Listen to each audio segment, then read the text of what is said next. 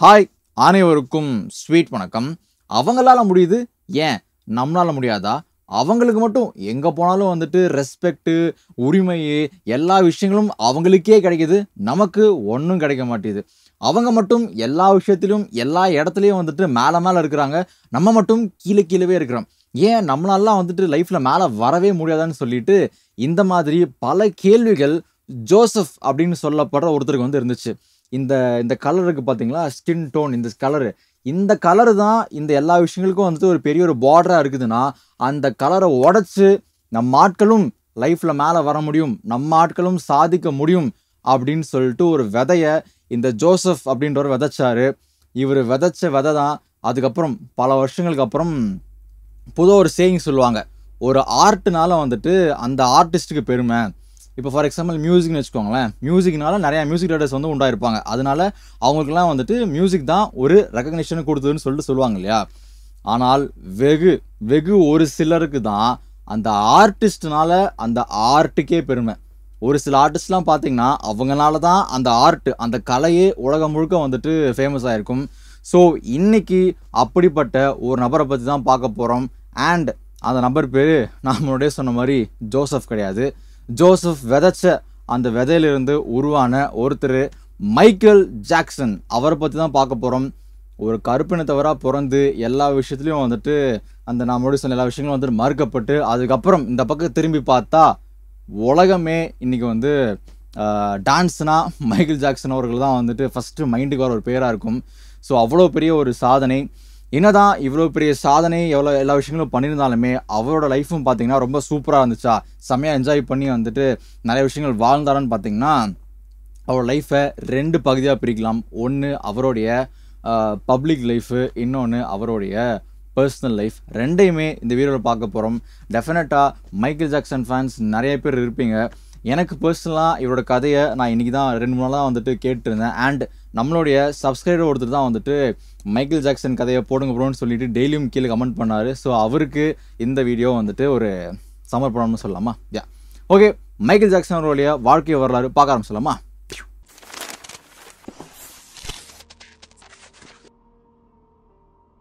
August 29, 1958 வருஷம் Indiana அமெரிக்காவில் பிறகுறாரு Michael Jackson அவர்கள். நான் ஆல்ரெடி சொன்ன மாதிரி இவருடைய அப்பா பேர் ஜோசப் ஜாக்சன், அம்மா பேர் கேத்ரின்.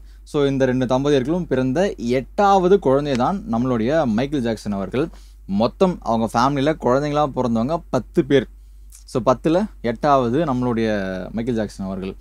நான் ஏற்கனவே சொன்ன மாதிரி ஜோசப் ஜாக்சன் அவர்களுக்கு பார்த்தீங்கன்னா ரொம்ப நாளாக நான் அந்த தாட்ஸ்லாம் சொன்னேன் இல்லைங்களா, கருப்பினத்தவர்களாம் நம்ம என்ன கீழேயா கேவலமாக நம்மளும் லைஃப்பில் மேலேயே வரக்கூடாதுன்னு சொல்லிட்டு அவ்வளோ கோவம், அவ்வளோ ஒரு வெறி அவர் உள்ளுக்குள்ளே வந்து இருந்துகிட்டே இருந்திருக்கு.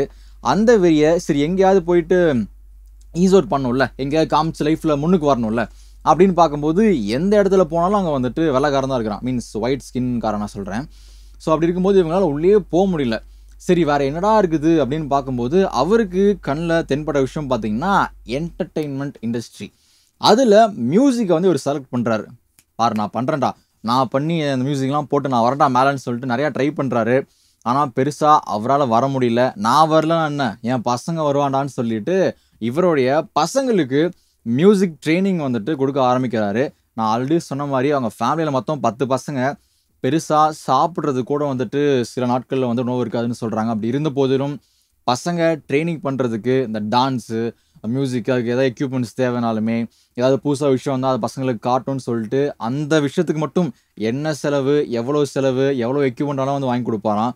ஸோ அந்தளவுக்கு தான் ஃபேமிலி மட்டும் இல்லை, நம்மள ஒருத்தன் வெளியே வந்தான் அப்படின்னா நம்ம ஒட்டுமொத்த இனத்துக்குமே அது பெருமை, ஒட்டுமொத்த இனத்துக்குமே அது வந்துட்டு ஒரு பெரிய ஒரு மோட்டிவேஷனல் விஷயமா இருக்குன்னு சொல்லிட்டு அப்படி உழைச்சவர். இவரை பற்றி நிறைய நெகட்டிவ்ஸ் வந்து சொல்லுவாங்க. மைக்கேல் ஜாக்சன் அவர்களே சொல்லுவாங்க, என்னோட சைல்ட்ஹுட்டே வந்துட்டு எங்கள் அப்பா காலி பண்ணிட்டான், நான் பெருசாக வந்து மற்ற சில்ட்ரன்லாம் அனுபவிச்சது எதுவுமே நான் அனுபவிக்கலன்னு சொல்லுவார். ஆனால் ஒருத்தர் கீழிருந்து அவ்வளோ கஷ்டப்பட்டு இவ்வளோ ஒரு விஷயங்களோட மேலே வரும்போது சில விஷயங்கள் சாக்ரிஃபைஸ் பண்ணும் இல்லைங்களா? ஸோ அப்படிப்பட்ட சாக்ரிஃபைஸ் நிறையாவே மைக்கேல் ஜாக்சன் அவர்கள் தன்னுடைய சின்ன வயசில் பண்ணியிருக்கிறாரு. நான் ஆல்ரெடி சொன்ன மாதிரி இவர் வந்து இந்த டான்ஸ் ப்ராக்டிஸு, மியூசிக் ப்ராக்டிஸ்ன்னு சொல்லிட்டு பயங்கரமாக வந்து ட்ரைனிங்லாம் ஆரம்பிக்கிறாரு. கிட்டத்தட்ட எப்போ அப்படின்னு பார்த்தீங்கன்னா வெடிக்காத்தால 2 மணிக்கு, அது வெடிக்காத்தால கூட சொல்ல முடியாது, நன்றாத்திரி 2 மணிக்கு வந்து எழுப்பிட்டுருவாராம். அப்பையிலிருந்து ப்ராக்டிஸ் பயங்கரமா போகுமா. மைக்கேல் ஜாக்சன் அவர்கள், இவரோட பிரதர்ஸ், சிஸ்டர்ஸ் எல்லாருமே வந்துட்டு பயங்கரமா ப்ராக்டிஸ் பண்ணுவாங்கன்னு சொல்றாங்க. இது அப்படியே நைட் வரைக்கும் போகுமா. ப்ராக்டிஸு பண்ணோமா, அடுத்து எந்திரிச்சோமா ப்ராக்டிஸ்ன்னு சொல்லிட்டு பயங்கரமா கன்டினியூஸா போயிட்டுருக்குமா. ஒரு வேளை ஏதாவது தப்பு பண்ணாலோ, ஏதாவது ஆடிக்கிட்டே பாடும்போது ஏதாவது மிஸ்டேக் பண்ணிட்டாலோ, ஏதாவது சின்ன ஒரு நோட் வந்து மறந்து போச்சோ, ஸ்ருதி விலகுனாலோ பெல்ட்லேயே ஆடி கொடுப்பாராம். வாங்க வாங்க மறப்பியான்னு சொல்லிட்டு அந்த பேஸ்மெண்ட்டை வந்துட்டு பேசிக்காக ஸ்ட்ராங்காக சின்ன வயசுலேயே ஜோசப் ஜாக்சன் அவர்கள் வந்துட்டு தான் பசங்களுக்கு ட்ரைனிங் கொடுக்க ஆரம்பிச்சிருக்கிறாரு. இதுக்கப்புறம் அங்கங்கே சின்ன சின்னதாக வந்துட்டு இந்த கிளப்பில் போய் பாட்டு பாடுன்னு சொல்லிட்டு அவங்க ஒரு ஜாக்சன் பிரதர்ஸாக ஒரு டீமாகவே வந்து கிளம்ப ஆரம்பிச்சிருக்கிறாங்க. ஸோ இனிஷியலாக வந்து ஜாக்சன் பிரதர்ஸ்ன்னு சொல்லிட்டு தான் இவங்களோட அந்த அந்த ஒரு குழு பாடலுக்கு வந்துட்டு பேர் வச்சிருக்காங்க, இவங்க குரூப்புக்கு, பேண்டுக்கு நேமா. ஒரு நாள் என்ன ஆயிருக்கு, மைக்கேல் ஜாக்சன் அவர்கள் அவர் வீட்டில் வந்து சின்ன பையனாக இருக்கும்போது தான், இன்னும் ஒரு 5-6 வயசு இருக்கும் அவருக்கு. ஸோ அப்படி இருக்கும்போது இவரும் அந்த பேண்டில் இருந்திருக்காரு. பட் ஆனால் லீட் சிங்கர் கிடையாது. இவர் ஜென்ரலாக வந்து சும்மா வீட்டில் ஜாலியாக வந்து பாட்டு பாடிக்கிட்டு சும்மா டான்ஸ் ஆடிட்டு ஒரு விஷயங்கள்லாம் பண்ணும்போது இவங்களோட அம்மா, மைக்கேல் ஜாக்சனுடைய அம்மா எதாச்சியாக பார்த்துடுறாங்க. பார்த்ததையும் ஏய் மைக்கேலு உன்ட்டு எதனா இருக்குதுப்பா அப்படின்னு சொல்லிட்டு அவங்க அம்மா மட்டும் கேட்டுட்டு, அதுக்கப்புறமா மைக்கேல் ஜாக்சனுடைய அப்பா ஜோசப் இருக்கார் பார்த்தீங்களா, அவர்கிட்ட போய் சொல்கிறாங்க, நீங்கள் வந்து லீட் சிங்கரை வந்து மைக்கேலுக்கு கொடுங்க, அவன் செமையாக பாடுவான்னு சொன்னான்னு. அவங்க அப்பா சொல்கிறார், இல்லை மைக்கேலுக்குலாம் அவ்வளோ இது வராது, மைக்கேல் வேணாம், ஆல்ரெடி யார் பாடுறாங்களோ அவங்களே இட்டுன்னு சொன்னோன்னா அவங்க அம்மா தான் ஃபோர்ஸ் பண்ணி, இல்லை மைக்கேலுக்கு கொடுங்க, அவன் செமையாக பண்ணுவான், நான் கேட்டிருக்கேன், அவன் வந்துட்டு நம்பி கொடுங்கன்னு சொன்னதுக்கப்புறம் அதுக்கப்புறம் அவங்க அப்பா வேறு வழி இல்லாமல் சரி என்ன பண்ணி தொலைகிறது கொடுப்போன்னு சொல்லிட்டு கொடுத்ததுக்கப்புறம் நிஜமாவே மைக்கேல் ஜாக்சன் அவருடைய வாய்ஸும் அந்த துருதுருப்பான அந்த பர்ஃபார்மன்ஸும் எல்லாரையும் அட்ராக்ட் பண்ணிடுது. இன்ஃபேக்ட் அவரே அந்த அந்த இவங்க பேண்ட் இருக்குது பார்த்தீங்களா, அதுக்கு ஒரு ஃபேஸாகவும் மாற ஆரம்பிக்கிறாரு. தொடர்ந்து பயங்கரமாக வந்து கிளப்ஸில் பாட ஆரம்பிக்கிறாங்க. இதுவுமே எப்படி போவாங்கன்னா, ஃபார் எக்ஸாம்பிள் ஒரு நாள் நைட்டு வந்து கிட்டத்தட்ட ஒரு 12க்குலாம் ஒரு கிளப்பில் வந்து அந்த பார்ட்டி அந்த கச்சேரி பாடுறாங்க இல்லைங்களா, அது முடியுது அப்படின்னா உடனடியாக அடுத்த 2-3 மணி நேரம் தூங்குறதுக்கும் டைம் இருக்காதான். வீட்டுக்கு வருவாங்க, ட்ரெஸ் மாற்று, அடுத்த ஊருக்கு போ, கிளப்பில் வந்துட்டு பாடுன்னு சொல்லிட்டு ரொட்டீனாக இதுவே பண்ணிட்டு இருந்திருக்கிறாங்க. ஃபைனலாக ஒரு நாள் தான் என்னது ஹார்ட் ஒர்க் நெவர் ஃபெயில்ஸாலாம் சொல்லுவாங்கள்ல. ஸோ ஒரு நாள் வந்து இவங்களுக்கு வந்து ஒரு சான்ஸ் கிடைக்குது, வெளில வந்து தங்களுடைய பாடல்களை வந்துட்டு இது பண்ணுறதுக்கு, ஒரு ஆல்பமாக பண்ணுறதுக்கு ஒரு சான்ஸ் கிடைக்குது. ஸோ ஃபர்ஸ்ட்டு இவங்களது யார் பண்ணாங்கன்னு பார்த்தீங்கன்னா, மோட்டோன் அப்படின்னு சொல்லப்படுற ஒரு ரெக்கார்ட்ஸ், ஒரு ஆல்பம், ஒரு லேபிள்னு வச்சுக்கோங்களேன்.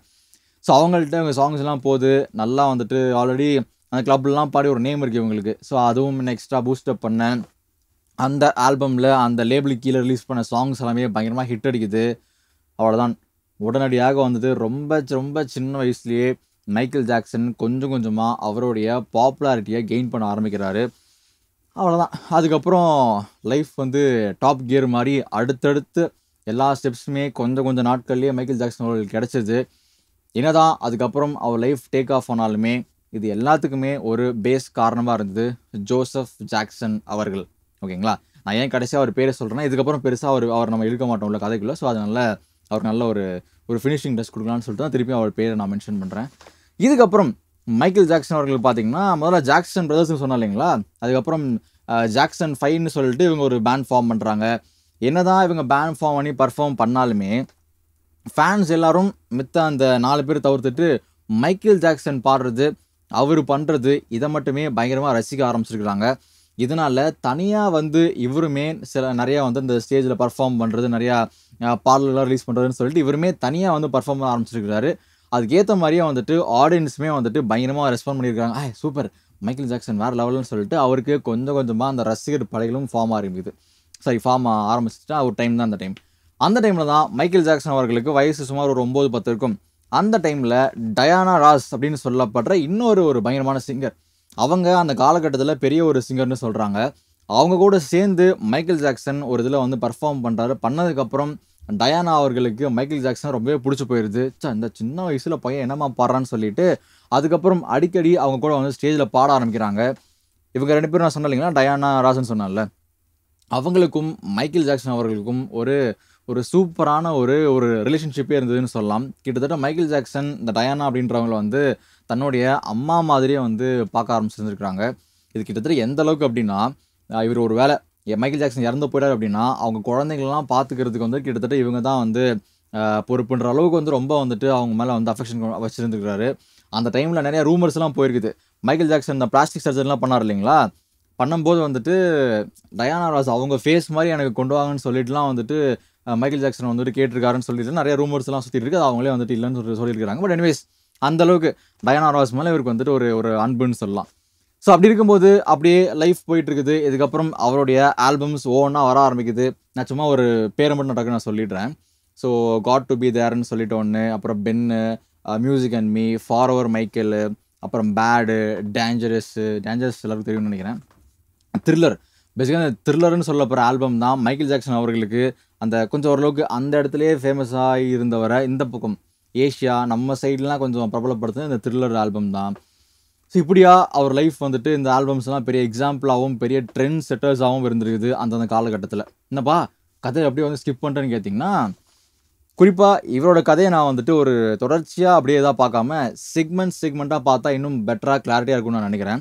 ஸோ இதுதான் அவருடைய அந்த ப்ரொஃபஷனல் லைஃபு, அவர் பண்ண ஆல்பம்ஸு, அப்புறம் கிட்டத்தட்ட வந்துட்டு அந்த மூன் வாக்லாம் வந்து 1985 நினைக்கிறேன், 83 சாரி, அந்த இடத்துல ஒரு ஸ்டேஜில் பர்ஃபார்ம் பண்ணும்போது ஃபர்ஸ்ட் அந்த மூன் வாக் வந்து பண்ணுறாரு. மூன் வாக்கு இவருக்கு முன்னாடி நிறைய பேர் பண்ணியிருந்தாலுமே வந்துட்டு அந்தளவுக்கு ப்ரொஃபஷனலாக பார்த்தீங்கன்னா இவர் பண்ணதுக்கப்புறம் தான் வந்து மூன் வாக்குன்ற விஷயமே வந்து வெளியே பயங்கரமாக தெரிய ஆரம்பிக்குது. ஸோ அந்தளவுக்கு பர்ஃபெக்டாக மூன் வாக் பண்ணியிருக்காரு. இதெல்லாம் ஒரு சீட் இருக்கு. நம்ம அடுத்த கட்ட ஒரு லைஃபுக்கு வருவோமே. மைக்கேல் ஜாக்சன் அவர்களுக்கு பார்த்தீங்கன்னா எல்லாருமே கேட்குற ஒரு கேள்வி என் மனசில் இருந்துச்சு. நான் எப்படி அதை நினச்சி வச்சுருந்தேன் அப்படின்னா, மைக்கேல் ஜாக்சன் பிறப்பால் அவர் வந்து ஒரு கருப்பினத்தவர்ன்றது அவர் ஆப்வியஸாக அதுதான் ஃபேக்ட். அப்படி இருக்கும்போது மைக்கேல் ஜாக்சன் அப்படின்னு சொன்னாலே நம்ம ஃபேஸுக்கு நம்ம மைண்டுக்கு வர ஃபேஸ் எப்படி இருக்கும்? எல்லாம் ஒயிட் கலரில் ஏதோ ஒயிட் பெயிண்ட்டே வந்துட்டு மேலே அப்படின்ன மாதிரி அந்தளவுக்கு பளிச்சுன்னு ஒயிட்டில் இருப்பார் இல்லைங்களா? எப்படி இவர் அப்படின்னா சரி ஓகே, அதுவும் தெரியும், பிளாஸ்டிக் சர்ஜரி பண்ணியிருக்காருன்றது நமக்கு தெரியும்.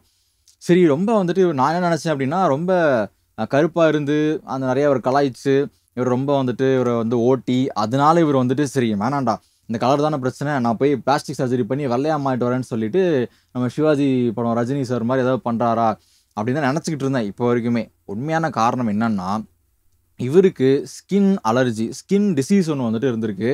அதன் காரணமாக இவருடைய பிளாக் ஸ்கின் எல்லாமே வந்துட்டு இந்த தேமல்னு சொல்லுவோம் இல்லைங்களா, அந்த மாதிரி தேமல் மாதிரி ஒரு விஷயம் வந்துட்டு அங்கங்கே திட்டுதான் வந்து ஃபுல்லாக வர ஆரம்பிச்சிருக்குது. அதனால தான் அதை இது பண்ணுறக்கோசரம் தான் இவர் போயிட்டு மெடிசன்ஸ் எடுக்கிறதுன்னு சொல்லிட்டு இந்த பிளாஸ்டிக் சர்ஜரிலாம் கொஞ்சம் கொஞ்சமாக வந்துட்டு பண்ண ஆரம்பிச்சிருக்கிறார். ஸோ அவர் தன்னோட என்ன சொல்கிறது, நான் வந்து கருப்பினத்தவனை மறைக்கணுன்றக்காவல எதுவுமே பண்ண கிடையாதுன்னு சொல்லிட்டு அவரே சொல்கிறாரு. In fact I am very very proud to be a பிளாக்னு சொல்லிட்டு அவரே வந்து இதுலையோ பேட்டிக்கெலாம் சொல்லியிருக்காரு. ஸோ இது வந்து ஃபஸ்ட்டு விஷயம். அதுக்கு அடுத்து பார்க்கும்போது மைக்கேல் ஜாக்சன் அவர்களுக்கு ஃபர்ஸ்ட் ஒரு பெரிய ஆக்சிடெண்ட்டாக நடந்தது பார்த்திங்கன்னா, சுமார் ஒரு 1979 திருப்பியும் அதே மாதிரி ஒரு ஸ்டேஜில் பர்ஃபார்மன்ஸ் இருக்கும்போது கீழே வந்து அவருக்கு நோஸில் வந்து அடிபட்டுருது. அதனால் அதையும் பிளாஸ்டிக் சர்ஜரி பண்ணுறாரு. அதுவும் ஒரு மாதிரி வருது. அப்போ இருந்து தான் அந்த நோஸ் சர்ஜரியும் வந்துட்டு அவருக்கு ஆரம்பிக்குது. அதே மாதிரி 1984 பெப்சிக்கு தான் ஆக்சுவலி நினைக்கிறேன், பெப்சிக்கு வந்துட்டு அவர் இதில் பர்ஃபார்ம் பண்ணிருக்கும்போது அந்த லான்ச்சுக்கோ சம்திங் நினைக்கிறேன். ஸோ அதுக்கு பர்ஃபார்ம் பண்ணிருக்கும்போது தவறுதலாக அங்கே இருந்து அந்த நெருப்புகள்லாம் அந்த ஸ்டேஜில் போடுவாங்க இல்லைங்களா, ஸோ அது தவறுதலாக இவர் மேலே வந்துட்டு பட்டு ஆக்சிடென்ட் ஆகி அதில் இவரோட முடி வந்துட்டு ஃபுல்லாக வந்து அஃபெக்ட் ஆகிடுது. அது மட்டும் இல்லாமல் இவர் பாடி ஃபுல்லாகவும் வந்துட்டு ஃபயர் வந்து அஃபெக்ட் பண்ணிடுது, நெருப்பு காயங்கள் வந்து வந்துடுது. அதுக்கப்புறம் திருப்பியும் அதுக்கும் சர்ஜரி பண்ணியிருக்கிறாரு. அண்ட் இன்னொரு விஷயமும் சொல்லப்படுது, இது உண்மையாக போயான்னு தெரில, இந்த சம்பவத்துக்கு அப்புறம் மைக்கேல் ஜாக்சன் அவரோட மண்டையில் வந்துட்டு பெருசாக ஹேரே வளரலை. அதனால அதுக்கப்புறம் கடைசி வரைக்கும் அவர் விக்கு தான் யூஸ் பண்ணாருன்னு சொல்கிறாங்க. இதுவும் உண்மையாக போயான்றது எந்த அளவுக்குன்னு தெரியல, பட் இப்படியும் ஒரு சேயிங் இருக்குது. இதே மாதிரி 1999 அப்போது இன்னொரு இடத்துல கான்சர்ட் பண்ணிட்டு இருக்கும்போது கிட்டத்தட்ட 50 மீட்டரா 50 அடியான்னு தெரியல, பட் ஓரளவுக்கு ஹைட்லேருந்து கீழே விழுகிறாரு. அதன் மூலமாக இவருடைய பேக் போன்லேயுமே அடிபடுது. இப்போ என்னத்துக்குறா இந்த டிசாஸ்டர்லாம் சொல்லிட்டு இருக்கேன்னு கேட்டிங்கன்னா ஒரு காரணம் இருக்குது. ஸோ இவ்வளவுல பாதிக்கப்பட்ட ஒருத்தருடைய பாடி கண்டிஷன் எப்படி இருக்குன்னு யோசிச்சு பாருங்கள். ஸோ பெருசாக இவர் அந்த 99க்கு அப்புறமே எந்த கான்சர்ட்டுமே பண்ணல, ஒரு 10 வருஷத்துக்கு ஒரு ரெஸ்ட்டு அந்த மாதிரி ஒரு ஜோன் தான் இருந்திருக்கு அப்படி. ஸோ அப்படி இருக்கும்போது தான் வந்து இவருடைய அடுத்த சாப்டர் ஆரம்பிக்கும். அதாவது 2009 மறுபடியும் 10 வருஷத்துக்கு அப்புறம் ஒரு கான்சர்ட் பண்ண போகிறேன்னு சொல்லிட்டு ஒரு அறிவிப்பு வருது. இதை பற்றி நம்ம அப்புறமா பார்க்கலாம். பட் இதுக்கு முன்னாடி இன்னொரு விஷயம் நம்ம பார்த்துட்டு வந்துடுவோமே, இவரோட பர்சனல் லைஃப், இன்னொரு பர்சனல் லைஃப்பும் பார்த்துட்டு வந்துடலாம். இவருக்கு ஃபர்ஸ்ட்டு லீசா அப்படின்னு சொல்லப்படுறவங்களுடைய மேரேஜ் நடக்குது. ஏன்னா மைக்கேல் ஜாக்சன் அவர்கள் நிறைய இன்டர்வியூஸை சொல்லியிருப்பார். அதாவது ஒரு குழந்தையா நான் என்ன என்ஜாய் பண்ணணும்னு ஆசைப்பட்டனோ எதுவுமே என்னால் பண்ண முடியல. ஸோ எனக்கும் இந்த அன்பு பாசம் இதெல்லாம் வந்துட்டு காட்டுற சம்திங் எனக்கு வேணுன்ற மாதிரி வந்துட்டு நிறைய சொல்லியிருப்பார். ஸோ அதுக்கப்புறம் ஆஸ் யூஷுவலாக மேரேஜ்லாம் பண்ணோம் இல்லைங்களா. ஸோ மேரேஜ் பண்ணுறாரு லிசா அப்படின்றவங்களோட. ஆனால் வந்து 2 இயர்ஸ்லேயே டிவோர்ஸ் ஆகிடுது. மறுபடியும் இவரை வந்துட்டு டேக் கேர் பண்ணிக்கிறது நர்ஸ் ஒருத்தவங்க இருந்தாங்க. அவங்கள மேரேஜ் பண்ணுறாங்க. அவங்க மூலமாக இவருக்கு 2 குழந்தைகள் பிறக்கிறாங்க. ஸோ இவருக்கு பிறந்த பையன் பேர் வந்து ஜோசப் ஜாக்சன். அவங்க அப்பா பேரே வந்து தான் பையனுக்கு வந்து வச்சிருக்கிறார் அப்படி. ஸோ இப்படியா போகும்போது 4 வருஷத்துக்கு அப்புறம் திருப்பியும் இவங்களையும் வந்து டிவோர்ஸ் பண்ணிடுறாரு. ஸோ இந்த மாதிரி ஒரு பர்சனல் லைஃபும் இந்த மேரிட் லைஃப் சொல்லலாமா, அதுவுமே பெருசாக வந்து சக்ஸஸ்ஃபுல்லாகவோ நிம்மதியாகவோ அவருக்கு வந்து அமையலை. அடுத்ததாக பார்க்கும்போது மைக்கேல் ஜாக்சன் அவர்களுக்கு குழந்தைகள் அப்படின்னா ரொம்ப வந்து இஷ்டம்னு சொல்கிறாங்க. தான் சின்ன வயசில் எதெல்லாம் இழந்தனோ, சின்ன வயசில் எதெல்லாம் வந்து அனுபவிக்கலாம்னு நினச்சனோ, இது எல்லாமே வந்து நான் மற்ற குழந்தைகள் அதை வந்து அனுபவிக்கிறத பார்த்து நான் வந்து ரொம்ப சந்தோஷப்படுவேன் அப்படின்னு சொல்லியிருக்கா. அப்படி அது சொன்னது மட்டும் இல்லாமல் அவர் என்ன பண்ணியிருக்காருன்னா, ஒரு அம்யூஸ்மெண்ட் பார்க்கு, அது பேர் வந்து நெவர்லாண்ட்னு சொல்லிட்டு பீட்டர் பேனில் வரும்னு நினைக்கிறேன். ஸோ அப்படி சொல்லப்படுற அந்த நெவர்லாண்ட்னு சொல்லப்படுற ஒரு அம்யூஸ்மெண்ட் பார்க்கே பில்ட் பண்ணுறாரு. அவர் வீட்டு சைடில் தான் இருக்கும். நிறையா எல்லாமே ஜூ மாதிரி இருக்கும். யானைகள் இருக்குது, இது இருக்குது, அது இருக்குதுன்னு சொல்லிட்டு எல்லா அனிமல்ஸும் நிறையா வளர்த்துறா. அப்படி அது கூட சேர்த்து இந்த ரைட்ஸ் எல்லாம் பார்ப்போம் இல்லைங்களா, அந்த மேலே ஜெயிண்ட் வீல் அதுன்னு இருக்குல்ல, ரோலர் கோஸ்டர்னு சொல்லிட்டு இதுவுமே உள்ள செட் பண்ணுறாரு. இதுக்கு அந்த நெவர்லாண்ட் இடத்துக்கு வந்துட்டு குழந்தைகளை அடிக்கடி கூப்பிட்டுட்டு வந்து அங்கே என்ஜாய் பண்ணுறது இவருடைய வழக்கமாக இருந்துட்டு இருந்திருக்கு. இங்கே தான்டா சனியை ஆரம்பிச்சது 7:30ன்னு சொல்கிற மாதிரி ஈவான்ஸ் அப்படின்னு சொல்லப்படுற ஒரு குழந்தையோட பேரண்ட்டு அந்த நெவர்லாண்டு கூட்டிகிட்டு வந்துட்டு மைக்கேல் ஜாக்சனோட விளையாடப்பட்ட ஒரு குழந்தையோட பேரண்ட்டு இவர் என்ன பண்ணுறாருன்னா, மைக்கேல் ஜாக்சன் என் குழந்தை கூட வந்துட்டு தப்பாக நடந்துக்கிட்டாரு, என் குழந்தைய வந்து ஒரு மாதிரி செக்ஷுவலாக அப்யூஸ் பண்ணாருன்னு சொல்லிட்டு ஒரு பயங்கரமான ஒரு கிளப்பி விடுறாரு. அந்த மொமெண்ட்லேருந்து ப்ளஸ் இன்னொரு பாயிண்ட்டுமே இதுக்கு வந்துட்டு எக்ஸ்ட்ரா வலு சேர்க்கிற ஒரு பாயிண்ட்டாக இருக்குது. என்னென்னா, ஒரு இன்டர்வியூவில் அந்த இன்டர்வியூ பண்ணுறவங்க கேட்குறாங்க, இந்த மாதிரி நீங்கள் எங்கே படுத்து தூங்குவீங்க, அவரை நீங்கள் என்ன பண்ணுவீங்கன்னு கேட்கும்போது அவர் என்ன சொல்கிறாருன்னா, எனக்கு குழந்தைங்களோட வந்துட்டு அவங்களோட பெட்லேயே படுத்து தூங்குறது பிடிக்கும், அந்த மாதிரி ஏதோ வந்து இவர் சொல்லுவார். இதை வந்துட்டு இன்டர்பிரட் பண்ணி இவர் வந்துட்டு குழந்தைங்க கூட சம்திங் அவரை வந்துட்டு ஒரு மாதிரி ஒரு குழந்தைங்களே வந்து ஒரு மாதிரி கேவலமாக பார்க்கக்கூடிய நபர்னு சொல்லிட்டு ஃப்ரேம் பண்ண ஆரம்பிச்சிடுறாங்க. ஸோ அதுவும் ஒரு பக்கம் போக இது ஒரு பக்கம் சேர்ந்துக்க ரெண்டுக்குமே வந்துட்டு முட்டு கொடுத்து சரி மைக்கேல் ஜாக்சன் ஒரு குழந்தைங்களே வந்துட்டு வேறு மாதிரி பார்க்கக்கூடிய நபர்னு சொல்லிட்டு பயங்கரமாக ஃப்ரேம் பண்ணுறாங்க. ஒரு கட்டத்துக்கு அப்புறம் இது கோர்ட்டுக்கு போகுது. ஆனால் கோர்ட்டில் வந்துட்டு ஃபைனலாக மைக்கேல் ஜாக்சன் ஜெயிச்சிடுறாரு. இருந்தாலுமே சில பல அமௌண்ட் வந்துட்டு கோடிகள் வந்து கொடுத்துட்றாரு அந்த ஈவான்ஸ் அந்த நபருக்கு. இந்த மாதிரி நிறையா விஷயங்களில் வந்துட்டு குழந்தை சம்மந்தப்பட்டதான் வந்துட்டு ஜாக்சன் அவர்கள் பேர் வந்து அடிப்படுது. இப்படியா உங்களுக்கு ஹெல்த் வைஸாகவும் அவர் ஃபுல் டவுனு, மென்டலாக சொல்கிறது ரொம்ப மனசளவுலேயும் வந்து ரொம்ப வந்து இந்த மாதிரி காயங்கள்லாம் பட்டு ஒரு மாதிரி 10 வருஷம் போதுண்டா சாமி எனக்கு எதுவுமே வேண்டாண்டான்னு சொல்லிட்டு ஒரு மாதிரி ரெஸ்ட்டில் இருந்த ஃபேஸ் தான் அந்த 1999 2009 வரைக்கும். இதுக்கு நடுவில் நிறையா பிரச்சனைகள் போயிட்டு இருந்தது, நிறையா அந்த கோர்ட்டு கேஸ்லாம் வந்து போயிட்டு இருந்துச்சு. அப்போ தான் மைக்கேல் ஜாக்சன் அவர்களுக்கு பயங்கரமான கடன் ஆயிடுச்சு. ஏன்னா 10 வருஷமாக எதுவுமே பண்ணலை, பாடல்களுமோ வர ராயல்ட்டி பெருசாக பற்ற மாட்டேங்குது, கடன் ஆகிட்டே இருக்குது, கடன் மேலே கடன் ஆகுது. ஒரு கட்டத்துக்கு அப்புறம் தன்னுடைய அந்த நெவர்லாண்டு சொன்ன இல்லைங்களா, அதை வந்துட்டு விற்கிற அளவுக்கு போயிடுது. பெருசாக வந்து மாட்டிக்கிறாரு, பிரச்சனை இல்லை. சரி என்னடா சொல்யூஷன் என்ன பண்ணலான்னு பார்க்கும்போது ஏஇஜி அப்படின்னு சொல்லப்படுற ஒரு ப்ரைவேட் கம்பெனின்னு வச்சுக்கோங்களேன், ஆர்கனைசர்ஸ் அவங்க என்ன பண்ணுறாங்கன்னா, சார் உங்களை வச்சு ஒரு கான்சர்ட் பண்ணுறோம், ஒரு பயங்கரமான பெரிய கான்சர்ட் ஒன்று பண்ணுவோம், அது மூலமாக உங்களுக்கு ஒரு அமௌண்ட் கொடுக்குறோம், நீங்கள் இதை வச்சு உங்களோட கடன்லாம் அடைச்சிக்கோங்க அப்படின்னு சொன்னதையும் மைக்கேல் ஜாக்சன் அவர்களும் சரி ஓகே அப்படின்னு நம்ம பண்ணுவோம் அப்படின்னு சொல்லிட்டு ஆஃப்டர் 10 இயர்ஸ் 10 வருஷத்துக்கு அப்புறம் ஒரு கான்சர்ட்டு ஒன்றும் இல்லை, வேர்ல்டு ஃபுல்லாக நிறைய கான்சர்ட் பண்ணுறதுக்கு வந்துட்டு பிளான் பண்ணுறாங்க. நான் ஆல்ரெடி சொன்ன மாதிரி மனசளவுலையும் உடல் அளவுலையும் ஆல்ரெடி நிறையா பிரச்சனைகள் இருந்ததுனால மைக்கேல் ஜாக்சன் அவர்கள் ரெடியாக இருந்தாரான்னு கேட்டிங்கன்னா பெரிய ஒரு கேள்விக்குறி தான். அவரை இந்த விஷயத்தெல்லாம் வந்து ரெடி பண்ணுறதுக்கோசரம் என்ன பண்ணுறாங்கன்னா, ஒரு டாக்டரை வந்துட்டு நியமிக்கிறாங்க. இன்ஃபேக்ட் அந்த டாக்டர் வந்து சஜஸ்ட் பண்ணது மைக்கேல் ஜாக்சன் அவர்கள் தான். அவர் பேர் வந்துட்டு முரே அப்படின்னு சொல்லிட்டு. ஸோ இவர் என்ன பண்ணுறாரு, டெய்லியும் இவருக்கு மருந்து கொடுக்கறது, மாத்திரை கொடுக்கறது, ப்ராப்பராக பாடியை மெயின்டைன் பண்ணுறது, அவருக்கு என்னெல்லாம் சப்ளிமெண்ட்ஸ் தரணுமோ அதெல்லாம் வந்து ப்ராப்பராக கொடுக்குறதுன்னு சொல்லிட்டு பயங்கரமாக போயிட்டு இருந்திருக்கு. இவருக்கு மெயினாக கொடுக்கப்பட்ட ஒரு சப்ளிமெண்ட் பேர் வந்துட்டு ப்ரொபோஃபால்னு சொல்கிறாங்க. இது மெயினாக பேஷண்ட்ஸ்லாம் ஹாஸ்பிட்டலில் வந்துட்டு ஆப்ரேஷனுக்கு வந்துட்டு இருப்பாங்க இல்லைங்களா, ஸோ அவங்களுக்கு கொடுக்கப்படுற ஒரு மயக்கம் மருந்து மாதிரி, இதுவும் ஒரு ட்ரக் தான் பேசிக்காக. ஒரு கட்டத்துக்கு அப்புறம் மைக்கேல் ஜாக்சன் அவர்களுக்கு இந்த இந்த ஒரு ப்ரொபோஃபால்ன்றது வந்துட்டு ஒரு அடிக்ஷனாகவே வந்து மாறிடுது. ஸோ மாறினதுக்கப்புறம் இந்த ப்ரொபோஃபாலுக்கும் வந்து ஒரு கேரக்டரிஸ்டிக்ஸ் சொல்கிறாங்க. அதாவது இதோட டோஸ் வந்துட்டு அளவாக தான் கொடுக்கணும், ஒருவேளை ஒரு அளவுக்கு மீறி இதோட டோஸ் கொடுத்தோம் அப்படின்னா அது கிட்டத்தட்ட பிரெயினையே இன்ஆக்டிவ் பண்ணுறதுக்கான வாய்ப்புகள் அதிகமாக இருக்குது. அது மூலமாக கிட்டத்தட்ட வந்துட்டு படுத்த படுக்கையிலே மனுஷன் வந்து செத்து போகிறதுக்கும் வாய்ப்பு இருக்குன்னு சொல்லிட்டு சொல்கிறாங்க.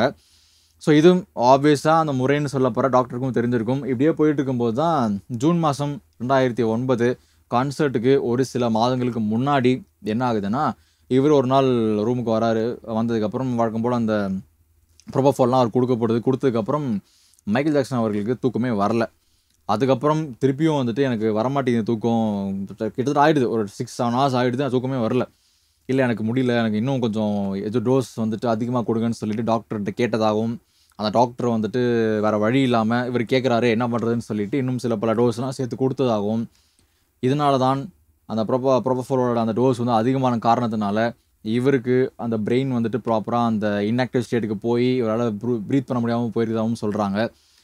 ஃபைனலா மைக்கேல் ஜாக்சன் அவர்கள் இந்த ரீசன்னால இறந்தும் விட்டாருன்னு சொல்லிட்டும் சொல்லப்படுது.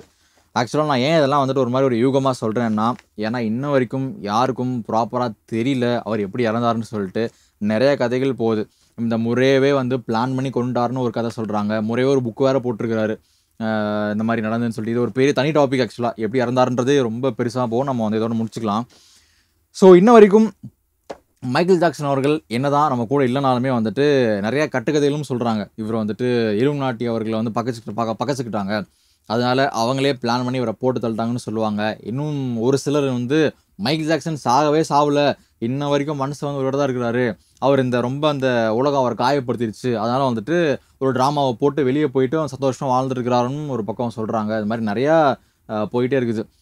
ஆனால் ஃபைனலா என்ன கதையா சொல்லப்படுதுன்னா, இவர் இறந்ததுக்கு அப்புறம் நான் ஆல்ரெடி சொன்னேன் இல்லைங்களா, நெறைய கடன் இருந்துச்சுன்னு சொல்லிட்டு. அது எல்லாமே இவங்க ஃபேமிலி உட்காந்து ஒவ்வொரு சொத்தா வித்து, அதில வந்த காச வச்சு கடன் அடைச்சிருக்கிறாங்க.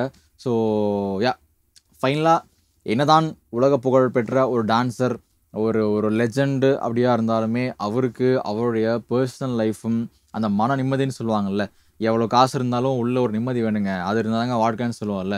ஸோ அப்படிப்பட்ட ஒரு நிம்மதி இவர் சின்ன வயசுலேருந்து இவர் இறக்குற வரைக்குமே இவருக்கு இருந்துச்சான்னு கேட்டிங்கன்னா, பெரிய கொஸ்டின் மார்க் தான். ஸோ எப்பவுமே லைஃப்ல ஒரு பேலன்ஸ் அப்படின்றது ரொம்ப அவசியமா இருக்குது. Okay, that's it for today. And Michael Jackson fans நெறைய பேர் இருப்பீங்கன்னு நெனைக்கிறேன். ஸோ அவங்களுக்குலாம் அந்த வீடியோ சமர்ப்பணம். அது கூட சேர்த்து நம்ம சப்ஸ்கிரைபர் அவருக்கும் இந்த வீடியோ சமர்ப்பணம். So that's it for today. மீண்டும் உங்களை நாளை மற்றும் ஒரு வீடியோ சந்திக்கிறேன். Until then thank you. Bye bye.